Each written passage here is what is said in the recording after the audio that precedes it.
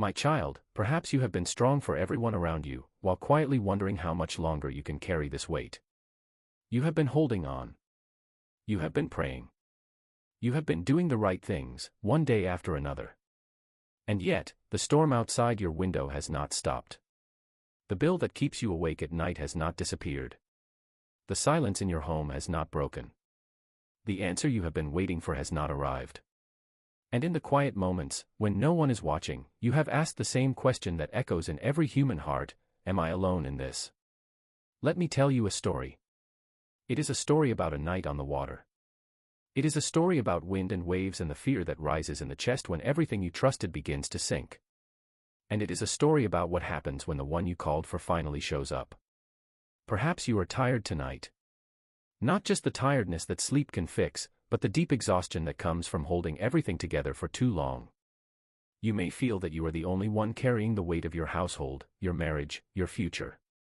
There are days when you smile at people and they believe you are fine. But only you know how far that smile is from the truth. You have cried in places no one can see. You have whispered prayers in the dark, not even sure if anyone was listening. You have wondered if your faith has been enough. Listen to me now, my beloved child. Your exhaustion is not a sign of failure. Your tears are not a sign of weak faith. Your fear in the middle of the night is not a sin. It is the honest response of a human heart that has been asked to endure too much alone. Now, come with me to the shore of the Sea of Galilee. It is not a great ocean. It is a large lake, surrounded by hills that rise sharply from the water. On most days, the surface is calm and blue, reflecting the sky like glass. But the Sea of Galilee has a dangerous secret. The mountains that surround it create a funnel for the wind. When the cold air drops from the heights and meets the warm air rising from the water, the storm comes without warning. In a matter of minutes, the peaceful lake can become a churning cauldron of waves tall enough to swallow a fishing boat. This is the place where my disciples learned to fish. This is the place where they grew up feeling the salt spray on their faces. They knew this lake better than they knew their own homes. And still, the storms terrified them. One evening, after a long day of teaching by the water, I said to them, "Let us go across to the other side." It was a simple instruction. It was not a test. It was not a game. It was a journey to the other shore, where people were waiting, where healing was needed, where hope had not yet arrived. The disciples were tired too, but they knew the way. They had made this crossing many times before. They launched the boat, and I lay down in the stern, resting my head on a cushion. The gentle rocking of the water soon carried me into a deep sleep. I trusted the hands that held the oars. I trusted the men who knew this lake. I rested because I was truly weary, just as you are weary now. But then the wind came. It did not build slowly. It struck. The cold air fell from the eastern hills, and the warm air from the lake rose violently. The surface of the water broke into chaos.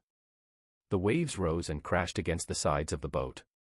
The wood groaned under the pressure. Water began to pour over the gunwales. The disciples worked frantically, pulling on the oars, trying to turn the boat into the wind. But the storm was stronger than their arms. They were experienced fishermen. They had survived many nights on this lake. But this storm was different. This storm was angry. This storm was alive, breathing fury against their faces. And where was I? I was asleep. I was sleeping in the back of the boat, on a cushion, with my head resting peacefully, while the world around me was falling apart. Does that surprise you, my child? You have prayed for so long, and the heavens have seemed silent. You have called out, and the silence has been so loud that you wondered if I was even present. You have looked at the chaos in your life and thought, does he even know? Does he even care?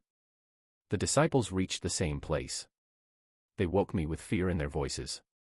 "Teacher," they shouted, "do you not care that we are perishing?" There is an important detail that modern readers often miss. They did not say, "Master, save us." They did not say, "Lord, calm the sea." They asked a question that comes from the deepest wound of the human heart. They asked, "Do you not care?" That is the question you have asked in your own silent moments. That is the cry you have buried beneath your busy days. You have not doubted my power. You have doubted my love. You have wondered if I see your suffering and simply choose to look away. You have wondered if I am sleeping while your boat is sinking. But I did not stay asleep. I stood up. And I spoke 3 words to the wind and the waves. Peace. Be still. In the Greek language, the words are sharp and commanding. It is the same voice that spoke light into darkness at the beginning of creation. It is the same authority that formed the mountains and carved the valleys. I did not plead with the storm. I did not negotiate. I commanded. And the wind obeyed. The waves flattened. The water became as smooth as oil. The silence that followed was not just the absence of noise. It was a presence. It was the weight of peace. Then I turned to the disciples and asked them one question. Why are you so afraid? Have you still no faith? That question was not a rebuke of their fear. It was an invitation.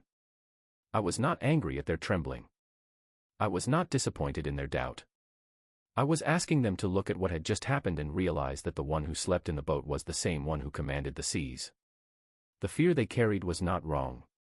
But it was unnecessary. Because I was with them the entire time. I was in the boat before the storm began. I was in the boat while the waves raged. And I was in the boat when the storm ended. I never left. I never left them, and I have never left you. Many people remember this miracle as a moment of power. But they overlook the question that followed. The question was not for the storm. The question was for the hearts of my disciples. And it is for your heart tonight. Why are you so afraid? Have you still no faith? I am not asking you to deny the reality of your situation. I am not asking you to pretend that your pain does not exist. I am asking you to trust the one who is in the boat with you. You see the waves. I see the shore. You feel the wind. I feel your hand gripping the side of the boat. You are afraid that you will sink. I am already standing on the water. There is a second story that comes from this same lake, my child. A short while later, the disciples were on the water again. The storm came again. But this time, I was not in the boat. I had gone up to a mountain to pray. I was with the Father, and I was also watching them. I saw them straining against the wind. I saw their tired arms and their panicked eyes. And I walked out to them. I walked on the water. I did not fly. I did not appear in a flash of light. I walked, step by step, through the wind and the waves. When they saw me, they screamed in terror. They thought I was a ghost. But I spoke to them immediately. Take heart, I said. It is I. Do not be afraid. And Peter, one of the disciples, called out, Lord, if it is you, command me to come to you on the water. And I said, Come. He stepped out of the boat. He stepped onto the water. And for a moment, he walked. He walked on the chaos. He walked on the impossible. But then he looked at the wind. He looked at the waves. He looked at the danger beneath his feet. And he began to sink. He cried out, Lord, save me. And I reached out my hand and caught him. I did not let him drown. I pulled him up and said, O you of little faith, why did you doubt? My precious child, you have stepped out in faith before. You have left the safety of the shore. You have trusted me with your future, your money, your relationships, your children. And for a while, you walked on the water. But then you looked at your circumstances. You looked at the size of your debt. You looked at the silence of the person you love.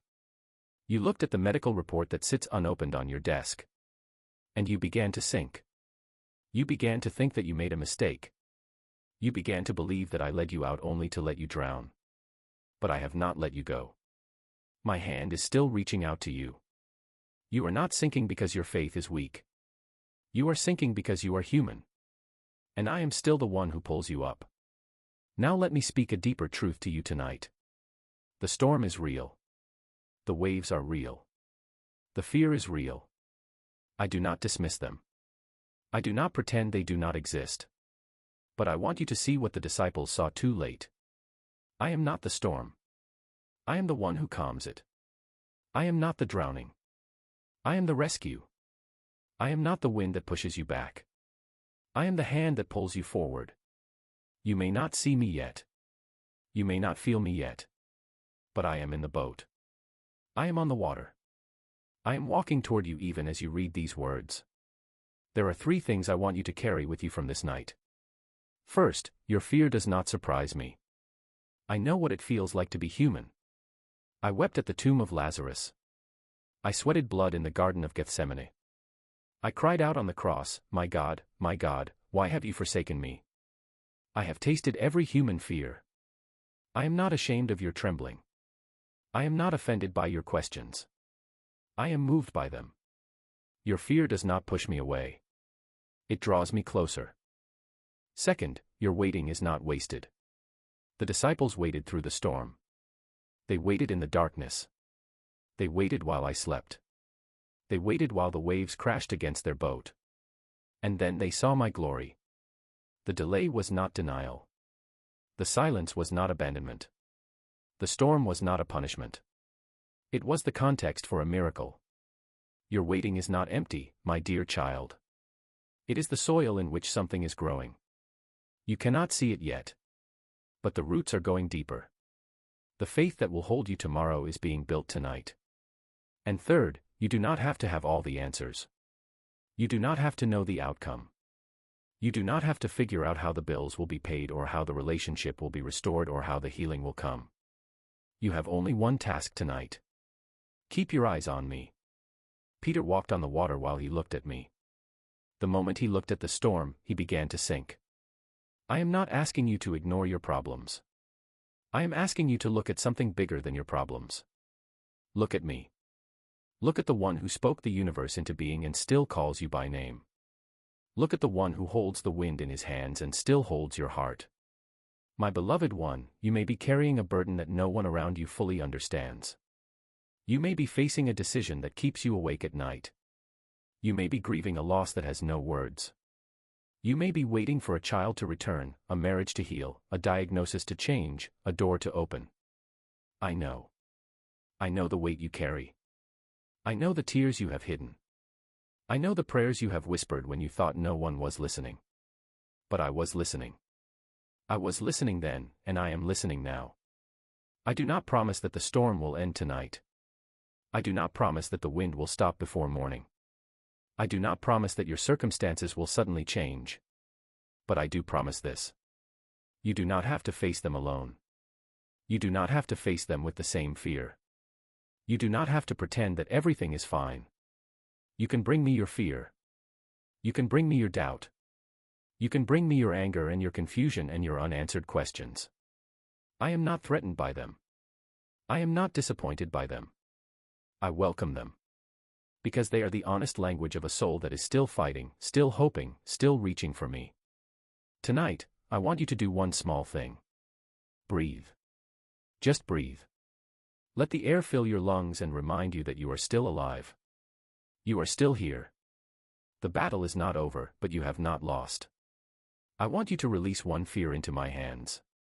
Just one. Perhaps it is the fear of not having enough. Perhaps it is the fear of being alone. Perhaps it is the fear of failing again. Whatever it is, place it in my hands. You do not have to solve it tonight. You do not have to fix it tonight. You only have to trust that I am holding it with you. If you are struggling with a heavy burden tonight, I encourage you to speak to someone you trust. Let them into your struggle. Reach out to a pastor, a counselor, a friend who will listen without judgment. If your body is weary, rest. If your heart is aching, give it space. If your mind is racing, take a few moments to be still. I have created healing through the hands of doctors, through the wisdom of counselors, through the love of community. Do not reject those gifts. Let the storm do its worst. I have already promised to bring you safely to the other side. May you find peace tonight that does not depend on your circumstances. May your heart rest in the knowledge that I am with you in the boat, not above it, not far from it, but in it with you. May you sleep without guilt. May you wake without fear. May you face tomorrow not with certainty of the outcome, but with certainty of my presence. May your home know my peace. May your body know my rest. May your mind know my stillness. May your relationships be healed not through force, but through patience. May the hope that does not disappoint fill your spirit tonight. If these words speak to your heart, you may leave this sentence in the comments. I am not alone in this storm. Write it for yourself, as a reminder. Write it for others, as a witness. And if you feel comfortable, share one small burden you are learning to release. Do it not because you must, but because you are ready to let go. I have not left you. I have never left you. I am walking toward you on the water, and I am reaching out my hand. Take it. Let the storm do its worst. The other side is closer than you think.